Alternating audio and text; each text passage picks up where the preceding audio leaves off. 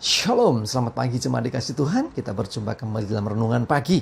Mari bersama-sama pagi ini kita akan merenungkan firman Tuhan. Dan sebelumnya kita berdoa terlebih dahulu. Mari. Bapa di surga, terima kasih pagi ini kembali Tuhan kami datang ke hadirat-Mu dengan penuh kerinduan dan haus dan lapar akan kebenaran firman-Mu.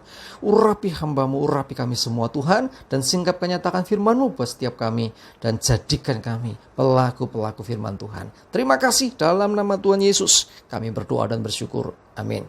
Mari jemaat dikasih Tuhan, kita buka kitab kita dari Injil Yohanes 15 ayat 1 sampai yang ke-8. Saya bacakan. Akulah pokok anggur yang benar dan Bapakulah pengusahanya. Setiap ranting padaku yang tidak berbuah dipotongnya, dan setiap ranting yang berbuah dibersihkannya supaya ia lebih banyak berbuah. Kamu memang sudah bersih karena firman yang telah kukatakan kepadamu. Tinggallah di dalam aku dan aku di dalam kamu. Sama seperti ranting tidak dapat berbuah dari dirinya sendiri kalau ia tidak tinggal pada pokok anggur, demikian juga kamu tidak berbuah jikalau kamu tidak tinggal di dalam aku. Akulah pokok anggur dan kamulah ranting-rantingnya. Barang siapa tinggal di dalam aku dan aku di dalam dia, ia berbuah banyak. Sebab di luar aku kamu tidak dapat berbuat apa-apa. Barang siapa tinggal di dalam aku, saya ulangi, barang siapa tidak tinggal di dalam aku, ia dibuang keluar seperti ranting dan menjadi kering. Kemudian dikumpulkan orang dan dicampakkan ke dalam api lalu dibakar. Jikalau kamu tinggal di dalam aku dan firmanku tinggal di dalam kamu, mintalah apa saja yang kamu kehendaki, kamu akan menerimanya. Dalam hal inilah Bapakku dipermuliakan, yaitu jika kamu berbuah banyak, dan dengan demikian kamu adalah murid-muridku. Jemaat dikasih Tuhan, firman Tuhan bicara tentang pokok anggur. Anak-anak sekolah minggu sering menyanyikan lagunya ya. Yesus pokok dan kita caranya, tinggallah di dalamnya, gitu ya. Luar biasa, lagu ini sangat populer untuk anak-anak sekolah minggu. Tetapi kita harus memahami lebih dalam lagi. Maksudnya apa? Ya, ini gambaran sebetulnya hubungan kita dengan Tuhan. Tuhan menghendaki supaya hidup kita menghasilkan buah. Nah, digambarkanlah seperti pokok anggur atau pohon anggur. Itu carang-carangnya atau ranting-rantingnya. Di sanalah buah itu akan muncul, dan buah itu dihasilkan melalui carang yang baik. Kalau ada carang yang tidak berbuah, akan dipotong. Ya, akan dipotong, dibuang. Sementara kalau ada ranting atau carang yang berbuah, itu pun akan dibersihkan. Dibersihkan juga berbicara dengan dipangkas bagian-bagian tertentu yang tidak baik. Tujuannya apa? Supaya lebih banyak menghasilkan buah. Jadi tujuan tanaman anggur itu bukan untuk dilihat keindahannya. Oh, bunganya, oh daunnya lebat. Bukan. Ini tanaman supaya menghasilkan buah. Bapa atau Tuhan sendiri adalah pengusahanya. Dan seorang pengusaha atau seorang yang punya tanaman pohon anggur tentu berharap akan bisa melihat pohonnya itu menghasilkan banyak buah.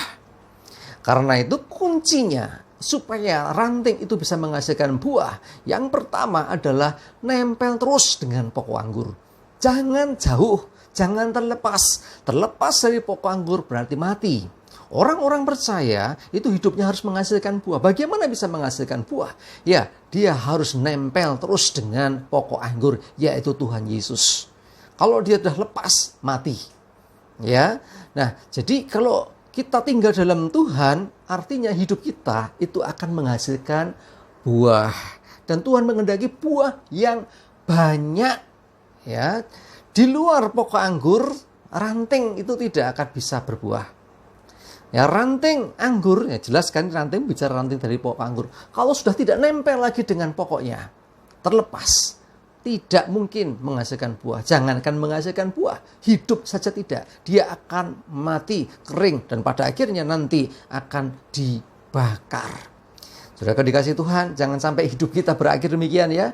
Jadi mari hasilkan buah. Ya, pertama nempel, yang kedua mau dibersihkan. Sekalipun kita sudah menghasilkan buah, kita dekat dengan Tuhan, nempel terus dengan Tuhan, ternyata ada proses hidup yang terus berlangsung. Itulah nggak heran kenapa orang percaya kok juga menghadapi masalah ya. Aku udah percaya Tuhan sungguh-sungguh, kenapa problem masalah ada terus? Kenapa aku menghadapi pergumulan terus? Baik di keluarga, di pelayanan demikian juga, di masyarakat demikian juga, tempat kerja demikian juga, di mana-mana kok ada masalah ya. Saudaraku dikasih Tuhan, kalau kau nempel terus dengan Tuhan, Ya, masalah-masalah ini mungkin bagian yang diizinkan Tuhan, dan nanti itu akan dipangkas satu persatu kok.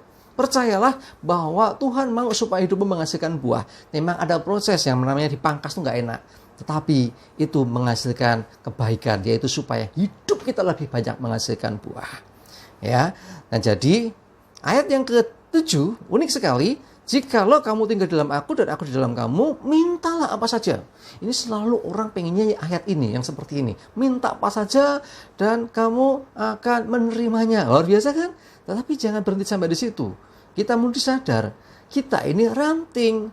Ranting menghasilkan buah bukan untuk dirinya sendiri, bukan untuk kemuliaan dirinya sendiri. Jadi ketika pohon anggur menghasilkan buah yang bagus, yang terima pujian siapa? Pertama pohonnya. Pohon anggurnya. Rantingnya jarang. Ya, lebih lagi yang punya bangga. Siapa Bapa di surga bangga. Karena apa? Ada buah anggur yang luar biasa. Dan saudara dan saya lah yang harus menghasilkan buah itu. Karena itu mintalah apa saja, bukan untuk kedagingan kita, keduniawian kita menyenangkan diri, tetapi minta apa saja dan Tuhan beri itu untuk kemuliaan Tuhan kembali. Perhatikan, dalam hal inilah dipermuliakan ketika kita menghasilkan buah. Apakah dengan permintaan yang dikabulkan Tuhan itu membawa buah yang baik buat kita? Kalau tidak, Tuhan tidak akan berikan. Artinya apa? Artinya yang dimaksud adalah minta apa saja diberikan itu. Sekali lagi mesti kita sadari, kita ini adalah hamba-hambanya. Kita inilah ranting-rantingnya. Supaya hidup kita ini menjadi kemuliaan bagi banyak orang. Menyatakan kemuliaan Tuhan bagi banyak orang. Ya, mari hasilkan buah dengan nempel terus pada pohon anggur, dan izinkan Tuhan bersihkan juga ketika ada bagian-bagian dari hidup kita yang tidak benar. Bahkan lebih daripada itu, percayalah ketika kita setia terus nempel tidak lepas dari Tuhan, pasti hidup kita menghasilkan buah yang banyak, dan dengan itulah nama Tuhan dimuliakan. Bicara tentang apa saja yang kamu minta dan kehendaki akan diberikan kepadamu. Itu bagian ya yang harus kita kembalikan kemuliaan bagi Tuhan. Ingat, kita diberkati, dipermuliakan tanda kutip dengan apa yang kita minta diberikan oleh Tuhan. Tujuannya sekali lagi kembali untuk kemuliaan Tuhan. Doa minta sesuatu dikabulkan Tuhan, selalu ingat untuk kemuliaan Tuhan. Amin. Sadari kita adalah ranting, dan ranting menghasilkan buah itu harus. Dan buah itu untuk kemuliaan Tuhan, bukan untuk kemuliaan diri. Amin, kita berdoa. Bapa di surga, terima kasih firman-Mu hari ini Tuhan menyadarkan kami bahwa kami harus menghasilkan buah.